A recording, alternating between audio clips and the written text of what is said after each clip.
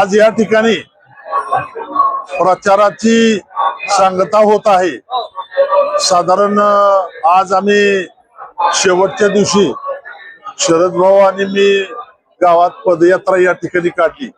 आमचे सगळे उमेदवार, नगराध्यक्षाचे उमेदवार आणि आमचे सर्व पोलीस मधले कार्यकर्ते, साधारण 2-2.5 हजार कार्यकर्त्यांनी आज ही एक सामुदायिक पदयात्रा रॅली काढली।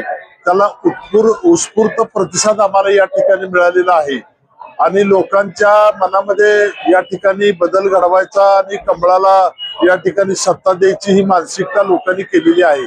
देवेंद्र भाऊनी काल, मी या ठिकाणी नव्हतो, शरद भाऊ काल गेले होते, देवेंद्र भाऊंच्या बरोबर त्यांनी सगळी चर्चा केलेली आहे आणि पोलीस मधले जे महत्वाचे विषय आहेत, आरक्षणाचा विषय आहे, जी अन्यायकारक आरक्षण टाकलेली आहेत विकास आराखड्याच्या नावाखाली, ती सगळी काढून द्यायची मान्यता त्यांनी या ठिकाणी द्यायचं ठरवलेलं आहे।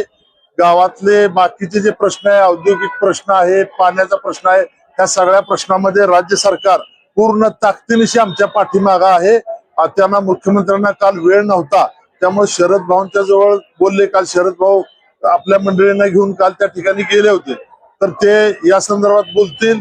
आणि आज आम्ही सगळे उमेदवार या ठिकाणी शपथ घेणार आहे की आमच्या खानदानातला कोण या इथं काम घेणार नाही, भ्रष्टाचार करणार नाही, ह्याचा शपथ आता या ठिकाणी वाचून दाखवली जाईल आणि त्या ठिकाणी आमचे उमेदवार शपथ घेतील का आता शरद भाऊ आपल्याला बोलतील।